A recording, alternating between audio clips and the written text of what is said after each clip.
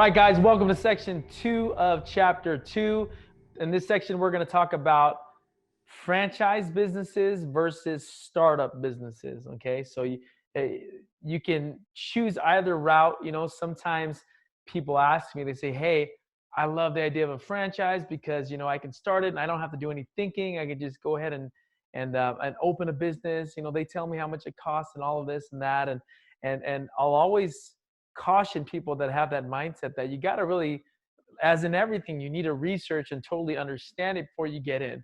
Now, guys, this is from me coming from a background of owning multiple franchises.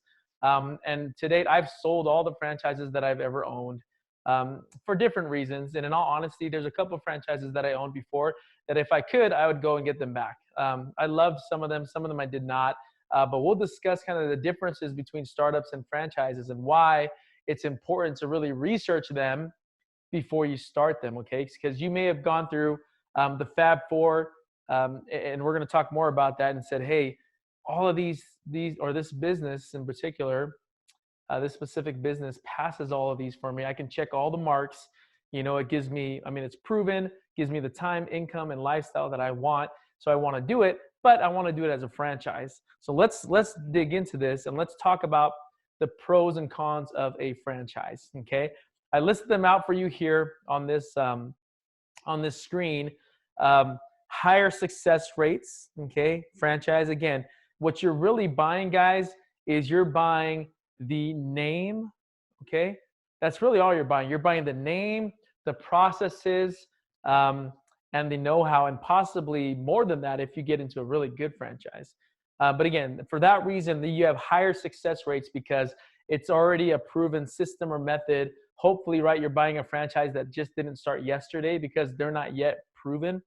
If you buy a franchise that has been around for a long time, like McDonald's and Subway, the good part about those is that it's very proven. The bad part is the more proven they get, the more money you are going to pay to buy that franchise. Okay, but again, high success rate, brand recognition. Okay, I would never, and this is just me personally, I'm not big into food businesses. I would never start a burger joint or a pizza place to compete against a McDonald's or a Little Caesars pizza. Okay, that's just me. In those situations, if I did start a business like that, I would buy a franchise more than likely. Okay, so brand recognition, that's huge. Okay, because if you drive down the street and you see a McDonald's and you see a Moe's Burgers, most of the time you're going to go with McDonald's because you know what it is. You know what to expect, right? There's brand recognition, taste recognition. So you'll go with that one. The other pro is that it takes less time needed. Less time is needed to research the best options for like equipment, supplies, marketing. In a franchise, a lot of times they'll tell you everything that you need, and you have a list, and you go buy it, and you're good to go. Not a lot of thinking, okay, which is a good thing. Faster return on investment, all depends. Okay, sometimes that's very true for people that have no idea what they're doing in business, and they go start their own, and they don't even make a return on investment. Where with a franchise, they can normally tell you, hey, you should expect your money back within 5 years or 10 years, which a lot of franchises nowadays, they're pushing 5, 10 years before you get your money back. Um, Processes already in place. I'm huge on processes, so I love that. Training and support are streamlined. Okay, normally they have an annual retreat or get together where all the franchisees will come together and learn and find out new technologies, find out new ways to be able to better your business, better your franchise. And the last one is something that I actually was able to take advantage of, and they're national contracts, and some of these can be huge. I had a property management business that I started, and I bought a franchise. Now, I didn't buy the franchise because I didn't think I could research and figure out how to run a property management business because it's fairly not simple, but you could figure it out. But the reason I did a franchise is because I bought into a franchise that had some huge national contracts. So this was back in 2007, 2008, when the real estate market crashed, and you had all these banks that were taking in all of these properties that were foreclosing. Okay, and you had big organizations like Fannie Mae, Freddie Mac, Chase Bank, Wells Fargo, all of which I managed properties for because of that bust, or because of that the downturn in the housing market. So I bought a franchise property management business because that franchise in particular had all these national contracts with all these big banks because they had the manpower and the business power to tell these banks or approach them and say, hey, if you use our business, we have locations in all 50 states and we can handle the amount of business that you guys have. Because of that, that franchise put them in a big um, advantage, in the market, because if I started my own property management company, I couldn't just say, hey, Fannie Mae, give me all your properties, right? Because then they'd have to deal with me in one state, with another one in another state, and have 50 different relationships that they're juggling between property management companies, when they would much rather say, oh, here's one company that has offices everywhere. Let's work with this one company and all other franchisees, and we can keep everything streamlined and have it all be efficient. Okay. So you got to think about that franchises do bring a lot of pros. Now let's move over to the cons. Okay. So one thing that when you're buying a franchise, they give you a big, huge stack of documents, and it's called the FDD. Has all the disclosures. It has everything that you need to know and understand about the franchise, what it all entails, the responsibilities of the franchisor, who you're buying it from, and what your responsibilities are going to be as a franchisee, running a business under their name, right, and under their brand. Okay, because in a sense, you have a partner that is not going away because you're using their name. So often, the downsides of owning a franchise are going to be fees. They're often very expensive. A lot of times, you have 6% royalties, right? And that's off of gross income, not off of your net income. So it's actually, they're taking a lot of money off of the table from the get-go just because you're using their name and their contacts, their processes. Okay. So 6 to 12% royalties, which sometimes on top of that, there are also additional fees, requirements for ad spending, requirements for a lot of different, literally they can put as many requirements as they want. There are franchises out there that put requirements on your ability to even move or travel from the location of your franchise. So you need to pay very close attention to all of these things, because you have to see the whole picture and understand it before you can make a decision. Just like in the Fab Four, you may be able to check 3 boxes, but if that last lifestyle box you can't check, then don't do it. Okay. Because sometimes, I have friends that have owned franchises, and the franchise required them, either them or their spouse, to always be in the business, inside working at any given time. And to me, that's just a glorified job, and you're being worked to the bone. And you just, it's not worth it. It's not the lifestyle that you want. And if you can research that before you do it, you won't do it. Okay. That's why I put in here the next one: no freedom, no or low freedom, because in a sense, you're still working for somebody else because you're using their name. Inability to scale. A lot of times with franchises, you're tied down by franchise rules and territories. You may buy, an office somewhere, and all of a sudden the franchisor will sell another office within 5 miles and take some of your business, and you can't say anything or do anything about it. Okay, there are franchise rules. A lot of times they don't like when people are thinking outside of the box and advertising a different way, or representing themselves in a different way. So you got to stay inside a box. Okay, franchises sometimes tend to kill the entrepreneurial spirit. The want to go out of, think outside of the box and do things outside of the box. Franchisees may be required to work a certain amount of time and not leave the city where the franchise is. I mentioned that. Corporate level scandal is a possibility. We did have a legal team that that lied to us, and then they got fired by the franchisor, but they'd already done their damage. There was another franchise that I owned, and with territories, right? We had this territorial restriction. So we came into a territory, and the franchisor told us, hey, if you perform, we'll give you the entire territory, right? The whole county or the whole state. So we said, okay, cool. Well, we asked them, I said, well, can't we just buy the state right now? We'll pay for the rights to have all the cities in this one state. And they said, no, we need to see you perform first.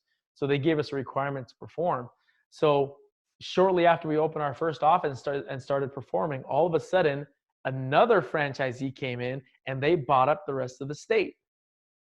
And how do you think we felt at that time? We were mad. We were very mad, because we said, hey, we thought you told us that it's required for us to perform before we can have the option to buy the whole state. And now you just sold the whole state to somebody else, and we're locked because we have one county, and now we can't do any business anywhere else in the state. That kills us. That kills our opportunity to be able to grow. And the franchisor, they came back and said, well, the legal team that set that up for you, they were wrong. They shouldn't have told you that. But again, all of it wasn't our fault. So we fought it. We fought it to the end, and unfortunately, it didn't turn out too well on both sides. But they did make some concessions to make us whole. But it was never worth what we wanted, because we were assuming that we were going into this place and we were going to get the entire state. Again, so these are all things that you will encounter if you decide to go the franchise route. Always, always, always have an attorney read through the FDD, okay? Read through it so that they can tell you what to watch out for and what to think about, when you're going about deciding whether or not to do a certain franchise. But again, you will always guaranteed have restrictions to the way that you do business if you own a franchise, okay? So just understand that. Make sure that you're okay with those restrictions. Again, with one of the franchises that I owned, I got to the point where I didn't mind any of the restrictions because we were able to work within, the confines of what they gave us and the rules and whatnot. And it was still a profitable business, and we still loved it. Okay. And again, the reason I loved that franchise is because I wasn't required to physically be there. So I had it running, and it was spitting off $8,000 to $12,000 a month per office. And we had 2 offices. But it was spitting off money whether or not I was there. And I had a great staff of people taking care of it, running that business. And I was able to monitor it from wherever I lived, wherever I wanted to go. So anyhow, so that's franchises, guys. So the next one we're going to go into are startup businesses. Okay. Now, entrepreneurs are going to enjoy startups. Most of the time, they're going to enjoy this a lot more. I enjoy this most because I don't like when people tell me what to do. I like to be able to have the freedom to be able to do whatever it is that I want to do. If I have an idea to do certain things, I just want to be able to do it without having to ask permission of anybody to be able to do that. So with a startup, now this is something that you start from scratch. And I shouldn't say scratch. You start it from the base of your research, right? So you do all your research. You figure out that it's proven. It gives you the time that you want, the income that you need. It gives you the lifestyle that you need. And so you're going to start it. But on top of all that research, right, you're going to do a startup. Okay. You're going to start up that business. Again, without the research, it's not a startup. It's a failure. So don't do it at all. If you haven't researched it, don't just jump in and start selling stuff. Okay. I've seen too many people that just jump into something.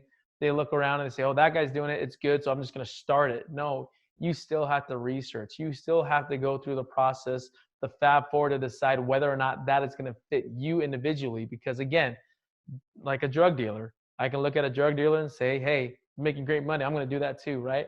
And then you quickly find out that it doesn't fit your lifestyle. It doesn't fit a lot of things that you enjoy in life. So it fails anyways because you decide not to do it, right? So in any case, startups. So the pros of a startup, again, innovation and creativity. You own it. You can do whatever the heck you want. Again, all backed by data, all backed by research that you've done. You're going to hear that from me throughout this entire course, that every decision has to be backed by data. Every decision has to be backed by research. No decision is made just off of a whim because you feel a certain way, okay? Professional freedom and growth is another pro, okay? So you get to grow as fast or as slow as you want, okay? In one of my property management companies, I purposely wanted to grow it slow and have it just be a boutique firm. I purposely turned away a lot of clients because I've taken on certain clients and I said, you know what, I'm never going to do that again because it messes with my processes. So I ended up having a small boutique office where, we were very picky as to what clients we were willing to take on. Create your own schedule, okay? That doesn't mean that when you start a business, you get to do whatever the heck you want as far as time goes, it may make it to where you're working twice as long as if you were to buy a franchise, right?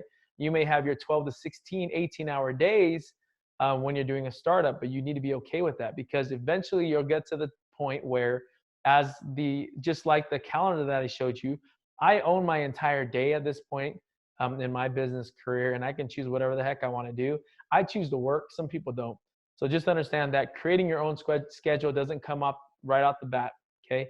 Creating your own schedule comes when you have enough income and enough business ventures running for you to be able to do that. Make your own rules and decisions, okay? Just like the ones previous.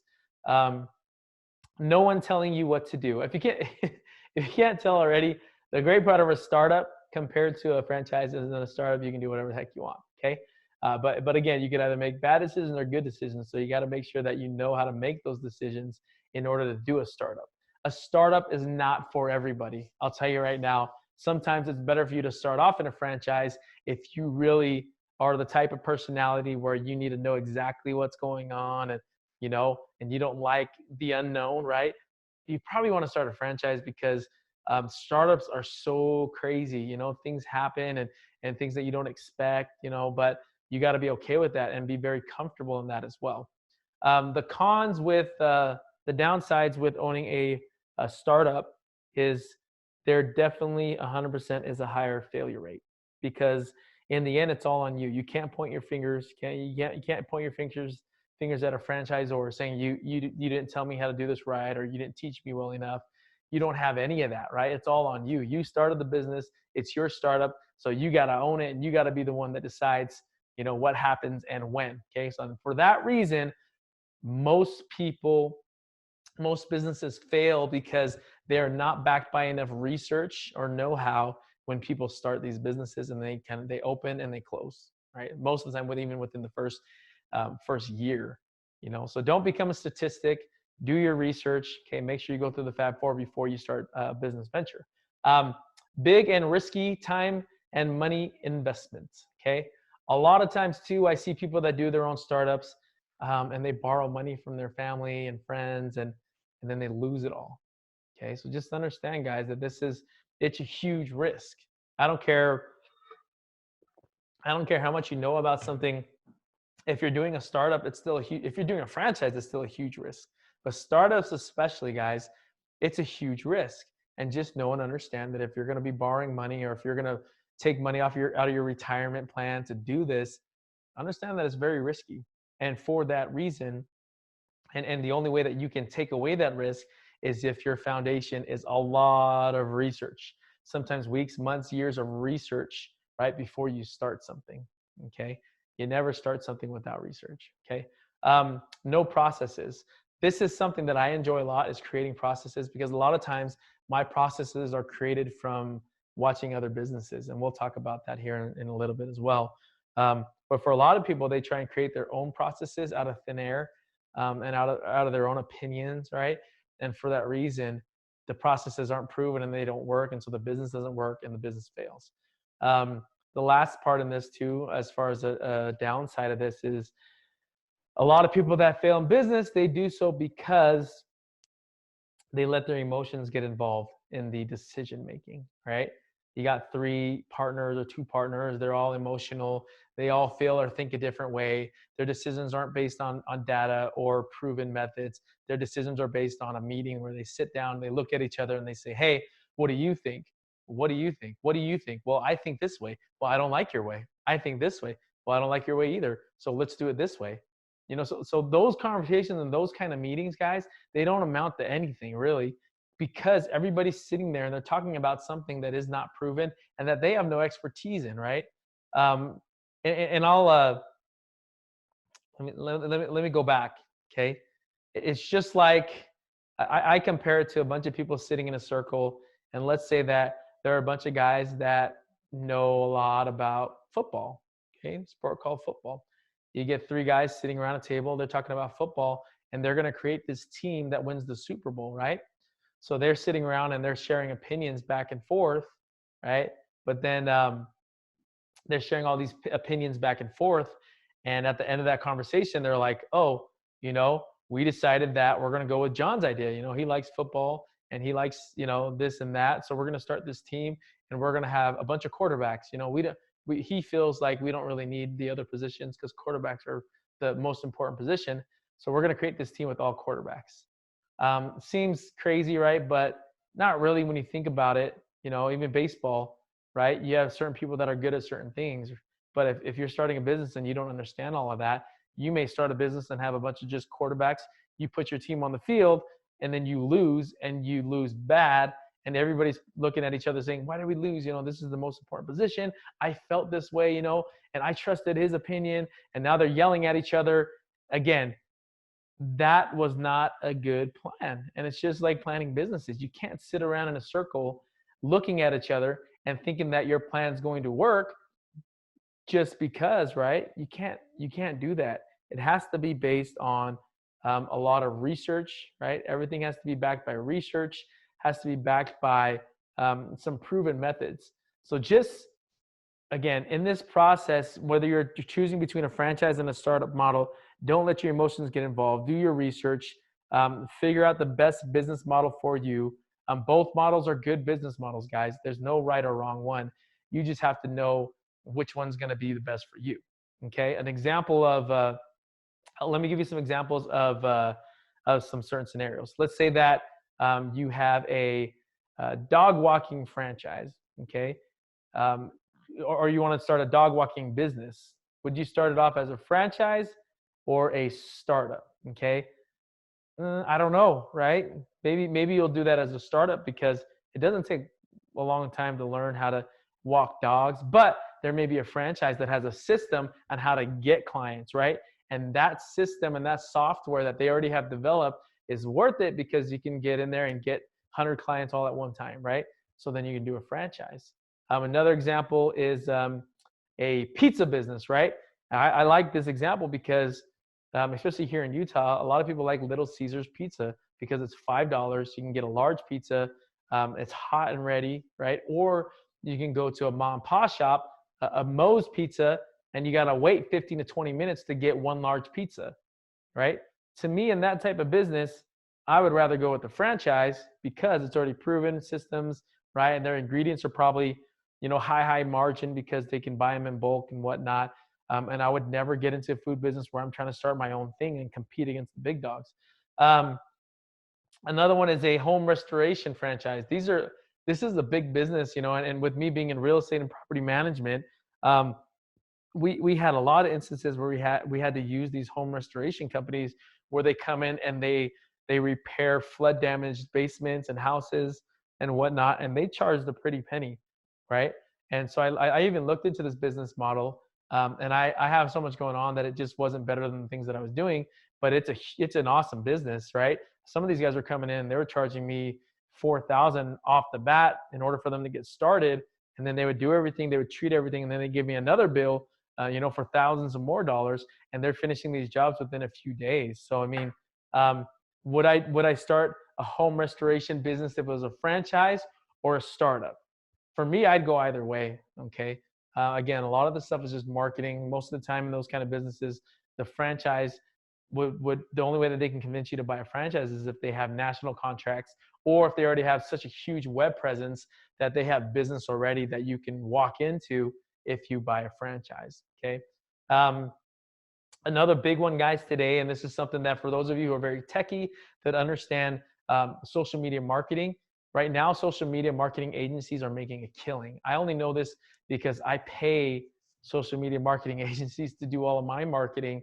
And, some of these guys are charging me, 2,000, 3,000, 4,000 a month on top of all of my ad spend in order to market and advertise for me.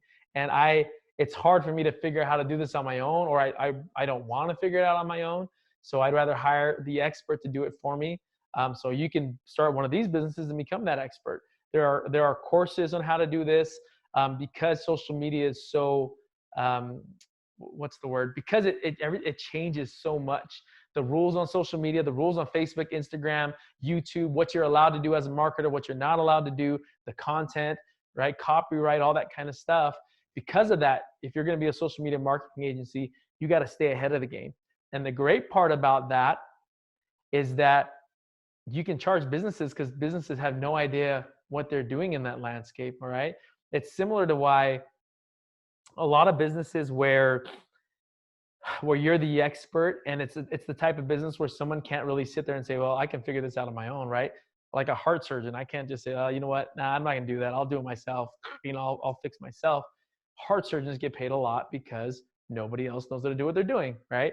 Doctors, attorneys, right? All these attorneys and lawyers, nobody knows how to do the law. We all haven't passed the bar, so we have to pay these guys and pay these guys plenty, right? Mechanics in certain situations, right? Mechanics can charge an arm and a leg because they know the people that they're working with have no idea what they're talking about or what they're doing. Social media marketing agencies nowadays are in the same position where they can make a killing because we have no idea what we're doing as business owners when it comes to social media marketing. And in all honesty, we don't really care to learn how to do all that stuff. But if you can be on the receiving end of that and create a startup business, a social media marketing agency, it may take you a year or a couple of years to do this, but I'm seeing these guys pop up left and right. It's hard to vet them. There's no regulation. There's no certificate or degree that can prove that you're a good social media marketing agency. You just have to have reviews and case studies and stuff showing that you know what the heck you're doing. But I've hired social media marketing agencies before that don't know what they're doing, and they had a few reviews, and I ended up wasting money with them because they flat out lied and said that they know how to do something when they really did not know how to do it. So in any case, guys, when choosing between a franchise or a startup model, it all depends on all these factors that we discussed. So you got to make sure that you have to be very knowledgeable about the industry and about the franchise that you're looking to buy or the startup that you're looking to start before you do it. Okay. Um, does your network have funds to cover the cost of the franchise fee or the franchise build out costs? A lot of people don't take that into consideration when you're thinking about a franchise because a lot of times you have a franchise fee, which can be upwards of, $30, $40, $50,000 on the lower rate, all the way up to, hundreds of thousands of dollars for just the franchise fee, the fee to use the name. That does not include the build out costs, right? So if I started a Little Caesars franchise or a Subway franchise, I'll pay the franchise fee, right? Hundreds of thousands of dollars sometimes. And then I still got to pay $400,000, $500,000, $600,000, $1 million to actually build the location, right? So now I'm already into this thing about $1 million and I need to get all my money back. And so I got to wait, for some people, you got to wait 5, 6, 7, 10 years on average before you even start making a profit. Okay. To me, that's crazy to think about because there are a lot of things that I do right now that become profitable within months. So in any case, another question to ask is, in the location of the potential customer base, does the franchise have brand recognition? So Little Caesars may be good here, but if I go to Italy, a Little Caesars might not do good at all, right? So you have to also understand that location is very, very important, okay? So, and just because something works in one location, it doesn't mean that it's going to work in your location, okay? And that's why you want to look in your immediate area, especially if you're doing a brick and mortar business. Look at the brick and mortar businesses in your area, okay? Because don't think that because you like donuts that your neighborhood or your community that you're going to build this business in, that they're going to like donuts too. Just because you like Thai food or Mexican food or Chinese food, Korean food, Japanese food, Samoan food, just because you like it doesn't mean that it's going to work inside your in your location. So in any case, guys, just make sure when you're doing these things that you are doing the research before you jump into this. Whether it's a startup, whether it's a franchise, again, both work, both are amazing, but you got to fit it to your Fab Four to make sure that it's something that you're going to be able to last in, that you're going to enjoy, that you're going to be able to make fruitful for you and your family. So hope you like this section, guys. Let's go on to the next.